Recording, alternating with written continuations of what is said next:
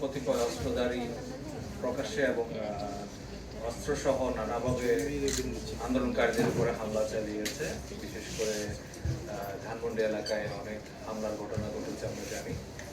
সেই হামলায় গত 4 আগস্ট 2024 সালে এরকম একটা ঘটনা ঘটেছিল আপনার ধানমন্ডি 27 নম্বরে। সেই 27 নম্বরের ঘটনার উপর ভিত্তি করে পরবর্তীতে আপনাদের ধানমন্ডি থানায় একটা মামলা রুজু হয়। ধানমন্ডি থানা মামলা, সেই মামলায় ঢাকা উত্তর সিটি কর্পোরেশনের 34 নম্বর ওয়ার্ডের যুবলীগের সহসভাপতি মোহাম্মদ শাকিল হোসেন, তাকে গত রাত্রে আমরা আনুমানিক 9:30টার সময় ধানমন্ডি থানা পুলিশ তাকে হাজারীবাগ মুক্তার হোসেন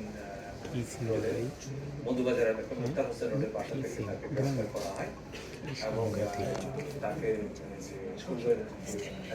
আসামি সেই মামলা তাকে গ্রেফতার করা হয়। পরবর্তীতে আমরা জানি সে তার স্বীকারোক্তি এবং গোপন সূত্রে আমরা সংবাদ পাই তার কাছে তার বাসায় অবৈধ অস্ত্র মজুদ রয়েছে। সেই সংবাদ পেয়ে আমাদের হাজারীবাগ থানা পুলিশ সময় তার বাসায়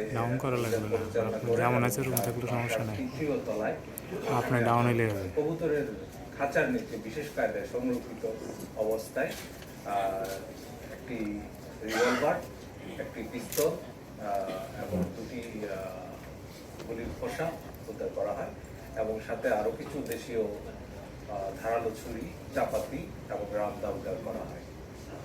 ইতিমধ্যে আপনারা জানেন এই যে ধৃত যে আসামি মোহাম্মদ শাকিল হোসেন, যে কিনা যুবলীগ 34 নম্বর ওয়ার্ডের সহসভাপতি, তার বিরুদ্ধে বৈষম্য বিরোধী ছাত্র আন্দোলনের ওখানে হামলার অভিযোগ আছে, সেই সংক্রান্ত একটি মামলা আছে। তারপরে আপনার অবৈধ অস্ত্র রাখার জন্য তার বিরুদ্ধে আরেকটি মামলা রুজু করা হয়েছে হাজারীবাগ থানায়।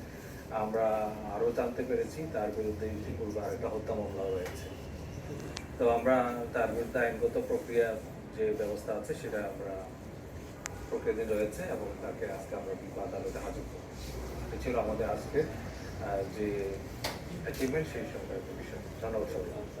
জানেন আমাদের যারা এই ছাত্র জনতার যে আন্দোলন, বৈষম্য বিরোধী আন্দোলন, সেখানে আন্দোলনটাকে ভিন্নভাবে ভিন্ন খাতে প্রবাহিত করার জন্য নানা ধরনের ট্যাগ দেওয়া হয়েছিল এবং তাদের উপরে নানাভাবে অত্যাচার নির্যাতন করা হয়েছিল এবং এখানে অনেক সময় আমরা দেখেছি কেউ হেলমেট বাহিনী, কেউ নানাভাবে অবৈধ অস্ত্র ব্যবহার করে ছাত্র জনতার উপরে আক্রমণ করেছিল।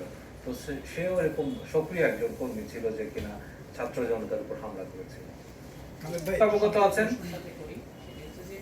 আমরা অবৈধ অস্ত্র উদ্ধারে আমরা অভিযান জোরদার করেছি।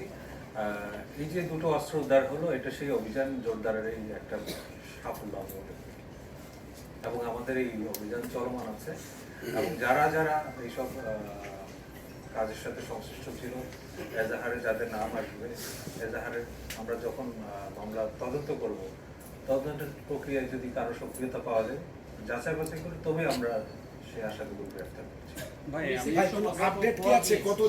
আপডেট এখনো আমার কাছে নাই, যদি আমরা আপডেটের তথ্যটা পরবর্তীতে আপনাদের জানাতে পারবো।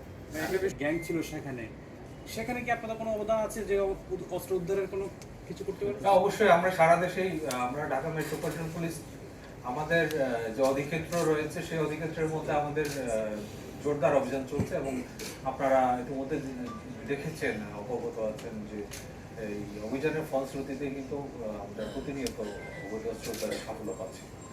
তাহলে ভাই যে কোনো একটা প্রক্রিয়ার মধ্যে সেটা এরকম স্পেসিফিক জোনে তাদেরকে খুঁজতেছেন, বা এই পর্যন্ত শুধু এই ছাত্র জনতার উপরে যারা এরকম হামলা করছে এদের কতজন গ্রেফতার করলেন? এমনি আওয়ামী লীগের এমপি মন্ত্রী বাদে কয়েকদিন আগে আমাদের মিরপুর থেকে এরকম একজন আটক করা হয়েছে অস্ত্রসহ এবং ইতিপূর্বে আরো কয়েকটা জায়গায় আমরা কিছু অস্ত্রসহ আটক করতে সক্ষম হয়েছি এবং এই সংক্রান্তে আমাদের যে অভিযান সেটা চলমান আছে। আমাদের কাছে যদি কেউ এরকম সুনির্দিষ্ট অভিযোগ থাকে, পর্যাপ্ত সাক্ষ্য প্রমাণ পেলে আমরা অবশ্যই ব্যবস্থা নেব। ভাই সেই সময়কার সিসি ফুটেজ অথবা ভিডিও ফুটেজ কি আমরা কি এগুলো সংগ্রহ করছেন 5 আগস্টের আগে? তদন্তের স্বার্থে সবকিছু তো এখানে বলা যাবে না। আমরা প্রয়োজন হলে আমরা প্রয়োজনীয় তথ্যপাত্র ব্যবহার অবশ্যই করব।